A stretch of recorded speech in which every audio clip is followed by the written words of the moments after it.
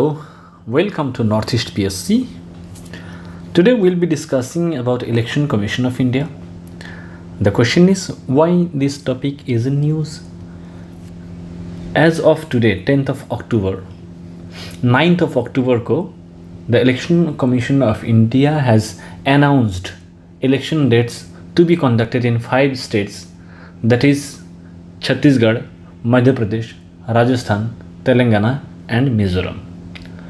And election is a very important tool to exercise your fundamental right as a citizen. और ये एक democratic process का सबसे integral part में से एक माना जाता है. In this particular context election commission becomes extremely crucial and important an organization. तो इलेक्शन कमीशन की जो तौर तरीके हैं, फंक्शनिंग है, काम काज है, वो हमें जानना बेहद ज़रूरी है. So I will promise you that this particular discussion will be one stop destination for you to know each and everything with respect to Election Commission of India. So without any further ado, let us begin the discussion. This is me, and these are few details about me that I have been teaching political science and IR international relations for more than 3 years now. I make contents on current affairs which are mostly related to political science or international relations, and also I have been providing online coachings to various coaching institutions. So these are few things. If you want to know a bit more than this, you can get in touch with me on Twitter, that is X, or LinkedIn. So जब भी ये news है the Hindu का, आप देख सकते हैं कि असेंबली इलेक्शन 2023 का घोषणा कर दिया गया है. Election commission announces polling dates for 5 states, only Chhattisgarh to vote in 2 phases. Chhattisgarh में जो वोट है वो 2 फेज में हो गया. That's not important. The important thing is election commission of India and its significance, its relevance, its importance, its functions, its tenure, all those things are very important. So जब भी कोई date announce किया जाता है, ठीक है, no matter when is the date, जिस दिन इलेक्शन की डेट अनाउंस किया जाता है उस दिन से लेकर इलेक्शन डे तक इस टाइम पीरियड में मॉडल कोड ऑफ कंडक्ट यहाँ पर लागू किया जाता है कि इलेक्शन डेट जब घोषणा किया गया और इलेक्शन के दिन तक यहाँ पर क्या होना पड़ेगा, आचार संहिता बरतना पड़ेगा कि आप जो हो किसी भी तरीके की माल प्रैक्टिसेस नहीं कर सकते हैं. माल प्रैक्टिसेस क्या बोलते हैं इसको, कि आप कोई भी ऐसा चीज़ें नहीं कर सकते जिससे जो फ्री एंड फेयर इलेक्शन के जो कॉन्सेप्ट हैं वो तहस नहस हो जाए. ये आप नहीं कर सकते हैं, ठीक है. तो मॉडल कोड ऑफ कंडक्ट जानना ज़रूरी है. जिसको जानेंगे उसके बाद हम लोग इलेक्शन कमीशन ऑफ इंडिया में आएंगे. So it is a set of guidelines issued by the election commission of India to regulate political parties and candidates prior to election. Election से पहले जो पॉलिटिकल पार्टीज़ हैं और जो कैंडिडेट्स हैं वो किस तरह से काम कर रहे हैं, ठीक है, उनकी जो बिहेवियर है उसको नज़र में रखना बहुत ज़रूरी है. क्योंकि जो लोग पावरफुल लोग हैं, मनी वाइज पावरफुल है या फिर मसल पावर जिनके पास है, वो लोग क्या करेंगे, हर एक चीज़ मुमकिन चीज़ करने की कोशिश करेंगे टू विन द इलेक्शन. ऐसे में जो लोग डिज़र्विंग कैंडिडेट हैं बट ही और she may not have financial support और मसल पावर, तो ऐसे में वैसे कैंडिडेट्स के साथ क्या होगा. तो इसीलिए मॉडल कोड ऑफ कंडक्ट जो है इलेक्शन कमीशन ऑफ इंडिया के द्वारा इशू किया जाता है. सो it helps election commission in keeping with the mandate it has been given under article 324. 324 क्या करता है कि जो हमारे इलेक्शन कमीशन ऑफ इंडिया है उसको बोलते हैं कि आप सुपरवाइज कर सकते हैं और कंडक्ट करवा सकते हैं. किस चीज़ का, फ्री एंड फेयर इलेक्शन को आप जो है निगरानी कर सकते हैं और उसको कंडक्ट करवा सकते हैं. To the parliament and state legislative elections. जो एमसीसी की बात करें, it is operational from the date on which the election schedule is announced. जैसे मैंने आपको बताया, जिस दिन डेट को अनाउंस कर दिया गया है उस दिन से लेकर इलेक्शन दिन तक एमसीसी जो है model code of conduct it stage in force. इसकी जो ओरिजिन है, ये बहुत इंपॉर्टेंट एक सवाल बन सकता है कि जो एमसीसी है ये पहली बार कहाँ पर एक्सरसाइज किया गया था इंडिया में. It was in an assembly election in Kerala in 1960. यहाँ पर पहली बार जो है कोड ऑफ कंडक्ट यहाँ पर आपका इशू किया गया था. ताकि जो पॉलिटिकल लीडर्स है, पॉलिटिकल पार्टीज है, they behave responsibly, they behave rationally, they do not undermine the concept of free and fair elections. ठीक है, उसके बाद हम लोग कह सकते हैं 1962 में लोकसभा के इलेक्शन में भी इस मॉडल कोड ऑफ कंडक्ट की जो कॉन्सेप्ट है उसको इंक्लूड करने की कोशिश किया गया। ठीक है, और जो इलेक्शन कमीशन ऑफ इंडिया है, it circulated the code to all recognised political parties and state governments, और हर एक पॉलिटिकल पार्टीज को, हर एक गवर्नमेंट को लगा था कि this has to be accepted. ये एक काफ़ी अच्छा कॉन्सेप्ट है और we all must accept this particular suggestion from the election commission of India.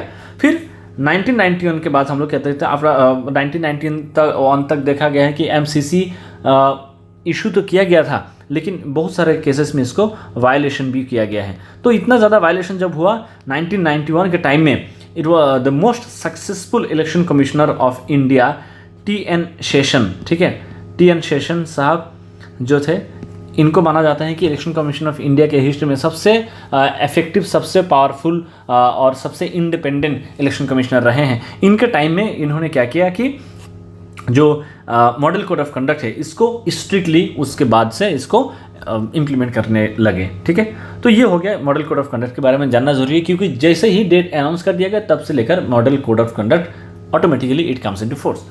Now article 324 का हम लोग देखने की कोशिश करेंगे। What is it? It is the constitutional guarantee given to an institution called the election commission of India to direct, supervise and manage elections. किस तरह के इलेक्शन होगा? जो आपका स्टेट लेजिस्लेचर इलेक्शंस हैं, जो MLA के इलेक्शन बोलते हैं, प्रेसिडेंट ऑफ इंडिया के इलेक्शन हो गया, वाइस प्रेसिडेंट ऑफ इंडिया के इलेक्शन हो गया, ठीक है, और जो है MP का इलेक्शन हो गया, जो आपकी लोकसभा के इलेक्शन, इन तमाम इलेक्शंस को इलेक्शन कमीशन ऑफ इंडिया देखते हैं, कंडक्ट करवाते हैं, सुपरवाइज करते हैं। ठीक है, इलेक्शन कमीशन ऑफ इंडिया जो है ये इनकी जो रिस्पॉन्सिबिलिटी है सेंट्रल गवर्नमेंट के इलेक्शन के लिए भी और स्टेट गवर्नमेंट के इलेक्शन के लिए भी आती हैं।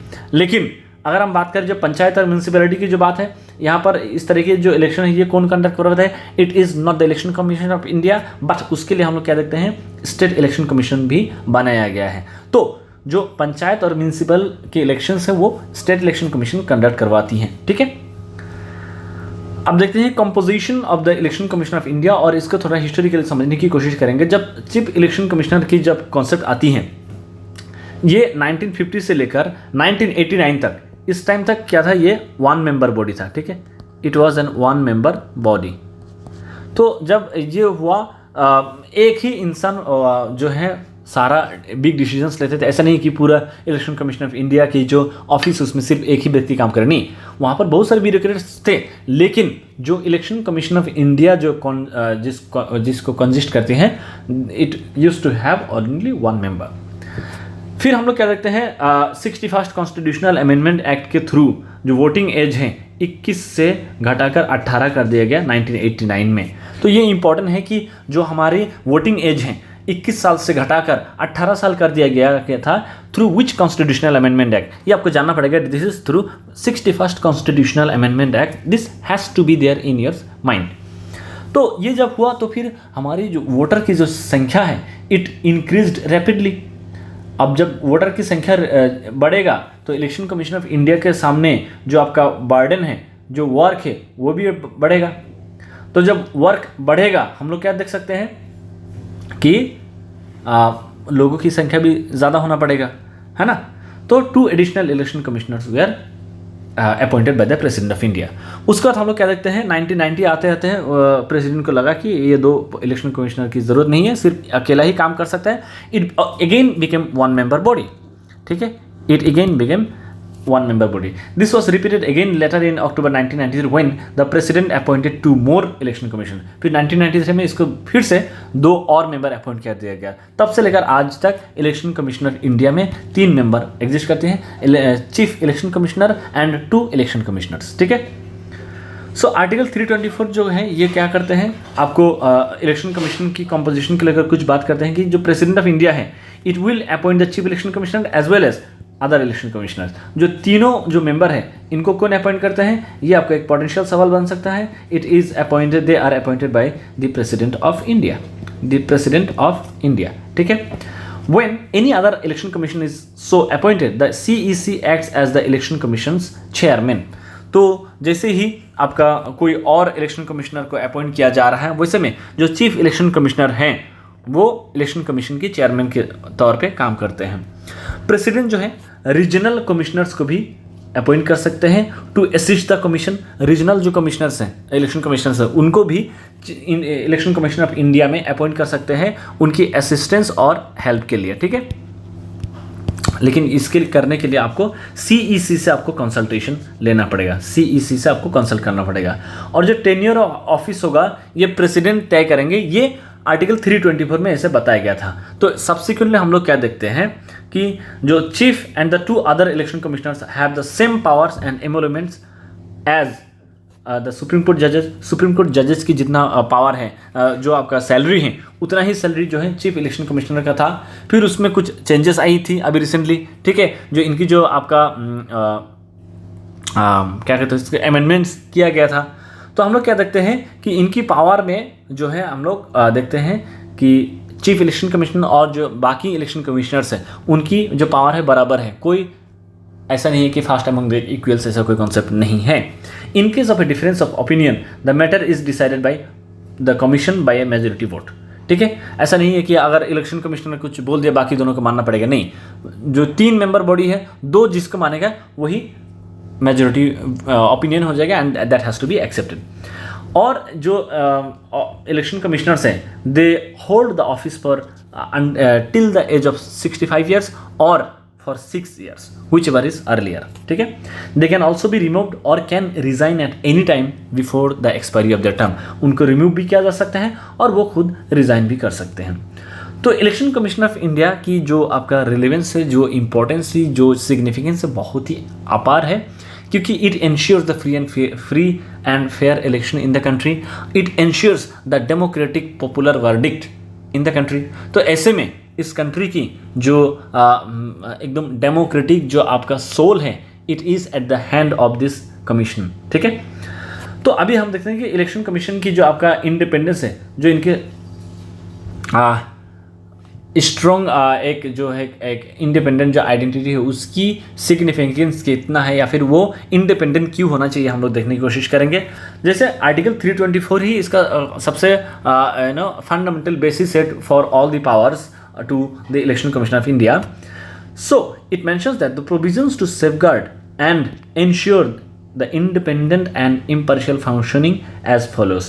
तो ये किस तरह से एक स्वतंत्र एक बॉडी हो सकता है, इसकी बात भी आर्टिकल 324 में किया गया है, ठीक है।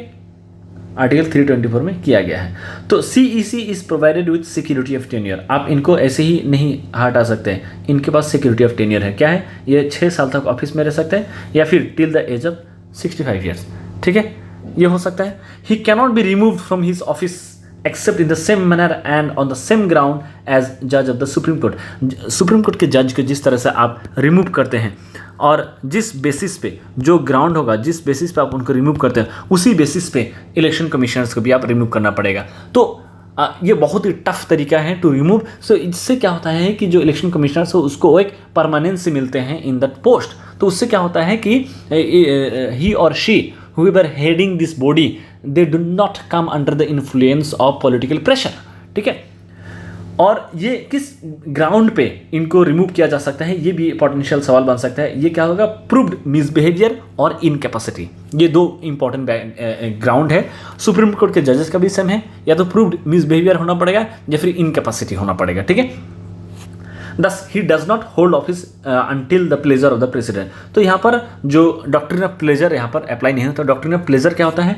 डॉक्ट्रिन ऑफ प्लेजर का मतलब ये हुआ कि कोई भी पोस्ट अगर प्रेसिडेंट के प्लेजर के ऊपर डिपेंड है, प्रेसिडेंट के जो आपका वो हैं, as long as the president is pleased with your service, तब तक आप ऑफिस में रहेंगे। For example the attorney general of India, this post comes under the doctrine of pleasure. जब तक आप अच्छा काम कर रहे हैं गवर्नमेंट ऑफ इंडिया के लिए, ठीक है, जैसे ही आपका कोई भी काम हमें अच्छा नहीं लगेगा, आपको उसी दिन जॉब से निकाला जा सकता है। It is called doctrine of pleasure. तो this election commission of India और this office does not come under the doctrine of pleasure, okay. After being appointed the chief election commissioner's employment terms cannot be changed to his detriment.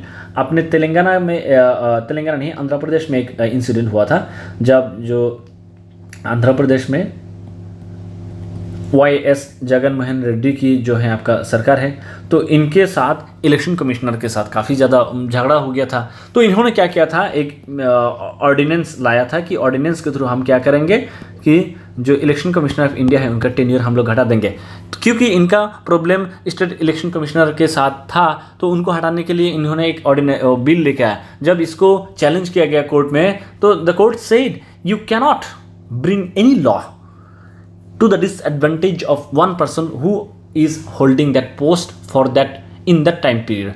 हो सकता है आप कोई changes लाए, ठीक है आप लाए, लेकिन वो इफेक्टिव कब होगा? इफेक्टिव तभी होगा जब आप ये व्यक्ति उस ऑफिस से रिटायर करेंगे, उस ऑफिस से निकल जाएंगे, not to the detriment of that particular personality. तो ये हो सकता है, ये भी एक क्या होता है आपका इंडिपेंडेंस मेंटेन होता है इलेक्शन कमीशन के। Except on the CEC's advice no other election commissioner और regional commissioner may be dismissed from their position. कोई भी इलेक्शन कमिश्नर या फिर जो रीजनल इलेक्शन कमिश्नर है उनका अगर डिसमिस करना हो, उसके लिए आपको चीफ इलेक्शन कमिश्नर की एडवाइस चाहिए, ठीक है। Constitution has not specified the qualification for the members of the election commissioner. Election commissioner का जो क्वालिफिकेशन क्या होना चाहिए, इसकी कोई जो है आपका मेंशन नहीं है कॉन्स्टिट्यूशन के अंदर। तो आपको ऐसा एक स्टेटमेंट दिया जा सकता है, it has been mentioned in the constitution this the qualification of the election commissioners has been defined in the constitution. The answer is no, it will be a wrong statement. So election commissioner का जो member है, terms are not outline in the constitution, ये constitution में नहीं बताएगा। The constitution does not prohibit the government from appointing the retiring election commissioner again, मतलब कि they are open to reappointment, ठीक है, उनको आप दोबारा अपॉइंट कर सकते हैं, जिसमें पूरी छूट है। Now powers, functions and responsibilities of election commission की अगर हम बात करें, election commission is a permanent constitutional body, it established in accordance with the constitution on 25 जनवरी 1950। तो ये भी आपको क्रोनोलॉजिकली कुछ सवाल दिया जाता है कि सुप्रीम कोर्ट कब इस्टेब्लिश किया गया था, ठीक है, या फिर बैंक नेशनलाइजेशन कब हुआ था, या फिर जो है आपका एयर इंडिया कब लॉन्च किया गया था, फिर जो है हिंदुस्तान में पहली बार लेफ्ट सरकार कब आया था। वैसे ही आपको पूछा जा सकता है कि इलेक्शन कमीशन ऑफ इंडिया कब इस्टेब्लिशमेंट में आया। 4-5 चीज़ें दिया जाएगा, आपको क्रोनोलॉजिकली तय करना है कि कौन सा इवेंट पहले हुआ है। तो ऐसे में आपको ये चीज़ इंपॉर्टेंट हो जाएगा कि जो आपका ये है इलेक्शन कमीशन ऑफ इंडिया है, 25 जनवरी 1950 को इट केम इनटू एस्टेब्लिशमेंट। जो कमीशन का जो फंक्शन है, चाहे प्रेसिडेंट के इलेक्शन हो, वाइस प्रेसिडेंट के इलेक्शन हो, स्टेट लेजिस्लेचर, पार्लियामेंट के इलेक्शन हो, इसको लेकर इनका 3 हेडिंग्स में समझ सकते हैं। एक तो एडमिनिस्ट्रेटिव फंक्शन है इनके पास, एडवाइजरी फंक्शन है और क्वासी जुडिशियल फंक्शन है। मतलब इलेक्शन से जुड़ा हुआ कोई भी अगर रॉन्ग डूइंग हो रहा है उसको लेकर जो जुडिशियल प्रोनाउंसमेंट होगा वो इलेक्शन कमीशन ऑफ इंडिया करते हैं, ठीक है। एडवाइस करते हैं कि अलग अलग स्टेट गवर्नमेंट को किस तरह से आप इलेक्शंस को कंडक्ट करवा सकते हैं। एडमिनिस्ट्रेटिव क्या होता है, जब भी कोई कहीं पर भी इलेक्शन आ रही है, वैसे में वहाँ पर किस तरह से प्लानिंग करना पड़ेगा, कितने ऑफिसर्स चाहिए, कितने पैरामिलिट्री फोर्सेस है, इन तमाम चीज़ों की जो प्लानिंग होती है ये इलेक्शन कमीशन ऑफ इंडिया खुद करते हैं। So these are 3 broad headings to understand the works and functions of the election commission of India with respect to Indian elections. Function की बात करें, oversee and manage the entire process of holding elections, जैसे हमने बताया, to select the dates of for periodic and timely election, कब कब election होगा ये भी कौन तय करते हैं, इलेक्शन कमीशन ऑफ इंडिया तय करते हैं। उसके बाद कहाँ पर पोलिंग प्लेसेस होगा, कहाँ पर लोग जाके वोटिंग सेंटर जो है, वोट सेंटर कहाँ पर होगा, ये भी कौन डिसाइड करते हैं, it is decided by the election commission of India. और जो कौन से सेंटर में कितने लोग, कितने वोटर होंगे, ये भी ये तय करते हैं। फिर टाइम टू टाइम आपको क्या करना पड़ता है, epic electronic photo identity card create करके लोगों को देना, ताकि वो एपिक लेके जाए, पोलिंग बूथ में जाए, उसको देखने के बाद ही आपको वोट देने की परमिशन दिया जाएगा। ये एपिक कौन इश्यू करते हैं, इलेक्शन कमीशन ऑफ इंडिया करते हैं, ठीक है। कोई एक पॉलिटिकल पार्टी को रिकॉग्नाइज करना है, नेशनल पॉलिटिकल पार्टी के तौर पर, स्टेट पॉलिटिकल पार्टी के तौर पर, recognise political party, unrecognise political party, तो इस तरीके की जो रिकॉग्निशन दिया जाता है ये भी इलेक्शन कमीशन ऑफ इंडिया का काम है, ठीक है। को एक कैंडिडेट आपका असेंबली इलेक्शन में कितना खर्चा कर सकते हैं, लोकसभा इलेक्शन में कितना खर्चा कर सकते हैं, इसका जो लिमिट है ये भी डिसाइड करते हैं इलेक्शन कमीशन ऑफ इंडिया। तो आपको बताना है, ये आपको कमेंट बॉक्स में बताना है, एमएलए के इलेक्शन में और एमपी के इलेक्शन में एक्सपेंडिचर की जो लिमिट है वो कितना है ये आपको कमेंट बॉक्स में बताना है, ठीक है। To advise in the matter of post election disqualification of sitting members of parliament and state legislature, अगर कभी भी कोई सिटिंग मेंबर है, एमएलए है या फिर एमपी है, उनको अगर डिस्क्वालीफाई किया जाता है, वैसे में इनको एडवाइस देना पड़ेगा to the speaker of that particular house, ठीक है, to issue the model code of conduct. ये तमाम जो काम है ये कौन करता है? Election commission of India. So in with this particular understanding we must realise that this office is extremely important and crucial. कुछ चैलेंजेस भी हैं। It is not that everything is all good and sundry with the election commission of India. बहुत सारे cases में हम लोग क्या देखते हैं इलेक्शन के बाद वायलेंस हुआ है। अभी जब बंगाल में जब इलेक्शन हुआ था, बंगाल इलेक्शन के बाद बहुत बड़ी तादाद में वायलेंस हुई थी। किसका कितना दोष है वो तो कोर्ट और लॉ एंड ऑर्डर जो मेंटेन करते हैं उनका जिम्मेदारी है, but the point is election के नाम पे ये वायलेंस हुआ था। बहुत सारे बेगुनाह लोगों की जान चली गई थी। बहुत सारे केसेस में हम लोग कह देते हैं मेल प्रैक्टिसेस होती हैं। जो पावरफुल लोग हैं वो गुंडों मवालियों का इस्तेमाल करते हैं, बहुत भारी मात्रा में पैसों की इस्तेमाल करते हैं। तो इससे क्या होता है, फ्री एंड फेयर इलेक्शन की जो हम लोग प्रोमिस करते हैं, हम लोग जो आइडियल्स पढ़ाते हैं, इट गेट्स अफेक्टेड, ठीक है। फिर हम लोग क्या कहते हैं, election commission is not adequately equipped to regulate the political parties. कौन पॉलिटिकल पार्टीज कितना ज़्यादा इन्फ्लुएंशियल है, किसके पास कितना पैसा है, ब्लैक मनी कितना है, नहीं है, ठीक है, कौन पार्टी किस तरीके की टेक्टिक्स अपना रहे हैं जीतने के लिए, इन तमाम चीज़ों को देखने के लिए इलेक्शन कमीशन ऑफ इंडिया के पास एडिक्वेट मीन्स नहीं है। इलेक्शन कमीशन ऑफ इंडिया बहुत ग्रेजुअली एंड स्लोली बहुत ही लेस पावरफुल हो रहा है। It has no power in enforcing inner party democracy. कोई पॉलिटिकल पार्टी के अंदर डेमोक्रेसी कैसा है, पूरे देश में कैसे डेमोक्रेसी होगा, इसकी डिसीजन ले रहे हैं, लेकिन पॉलिटिकल पार्टीज़ के अंदर लीडर कैसे चुना जा रहा है, ठीक है, उसका प्रेसिडेंट कैसे चुना जा रहा है, उसके जनरल सेक्रेटरी कैसे चुना जा रहा है, इन तमाम चीज़ों के ऊपर कोई से नहीं है इलेक्शन कमीशन ऑफ इंडिया, ठीक है। जैसे फॉर एग्जाम्पल जो TDP है, नहीं YSR कांग्रेस पार्टी जो है, जिसकी जो प्रेसिडेंट है वो है YS Jaganmohan Reddy. He has become the president of this party for entire life. It is very undemocratic, it is authoritarian in nature, it is autocratic in nature. कोई भी व्यक्ति एक डेमोक्रेटिक कंट्री में, चाहे वो सरकारी संस्था हो ना हो, उसमें फॉर लाइफ टाइम कैसे उसका प्रेसिडेंट हो सकता है। तो इस तरीके की चीज़ों को क्वेश्चन करने के लिए, इसका रेगुलेट करने के लिए इलेक्शन कमीशन ऑफ इंडिया के पास एनफ मीन्स नहीं है। It is becoming lesser independent, क्योंकि एग्जीक्यूटिव बहुत ज़्यादा इसको कंट्रोल कर रहे हैं। और EVM का मेल फंक्शन होना, EVM हैक हो जाना, EVM को चोरी कर लेना, EVM ख़राब हो जाना, इन तमाम तरीके की चीज़ें सामने आई हैं। ये सारे चैलेंजेस हैं जो जेन्युइन चैलेंजेस हैं इलेक्शन कमीशन ऑफ इंडिया के पास इन सामने, जो it has to address adequately. तो आगे क्या हो सकता है? The Commission needs to establish its trust among people by installing VVPAT. VVPAT क्या होता है? Voter verifiable paper audit trial system. तो कोई भी एग्जाम में आपको अगर VVPAT की फुल फॉर्म पूछे, यू कैन नेवर नो, हो सकता है ये सवाल पूछा जाए, तो VVPATs की जो फुल फॉर्म है ये आपको जानना पड़ेगा। VVPAT क्या होता है कि EVM के साथ एक मशीन आता है, ठीक है। VVPAT में एक स्क्रीन होता है जहाँ पर जैसे आप EVM में वोट डालते हैं तो दिस बोथ आर कनेक्टेड, ठीक है। आप मान लीजिए किसी एक पॉलिटिकल पार्टी को, एक्स पॉलिटिकल पार्टी को आपने वोट दिया, तो जैसे आप वोट देंगे यहाँ पर एक्स डिस्प्ले होगा फॉर 7 सेकेंड्स, ठीक है। 7 सेकेंड के लिए यहाँ पर डिस्प्ले होगा, उसके बाद ऑटोमेटिकली ये डिसअपियर हो जाएगा। तो it is to make sure that कि आपने जिस पॉलिटिकल पार्टी को वोट दिया है वो वोट बिल्कुल उसी पॉलिटिकल पार्टी को गया है। तो ये VVPAT क्या करता है, एक ट्रांसपेरेंसी लाती हैं और आपके जो कॉन्फिडेंस है उसको और ज़्यादा बढ़ा सकते हैं कि आपकी जो ट्रस्ट है on the election commission of India ये बढ़ेगा। तो VVPAT की संख्या हमें बढ़ाना चाहिए। The challenge before ECI is to be vigilant and watchful against the collusion at the lower level of civil and political bureaucracy. तो सिविल और पॉलिटिकल ब्यूरोक्रेसी में बहुत ज़्यादा क्या होता है, आपका ये लोग इन्फ्लुएंस हो जाता है, लोकल पॉलिटिक्स में बहुत ज़्यादा इन्वॉल्व हो जाता है। तो उसको भी इलेक्शन कमीशन ऑफ इंडिया को क्या करना चाहिए, it has to take proper notice, take note, ठीक है। उसके अलावा हम लोग क्या देखते हैं, सेकेंड एडमिनिस्ट्रेटिव रिफॉर्म कमीशन जो था, it report recommended that collegium headed by the prime minister with Speaker of the Lok Sabha, Leader of Opposition in the Lok Sabha, law minister and deputy chairman of the Rajya Sabha, ये तमाम लोग मिलकर election commissioner की appointment करना चाहिए।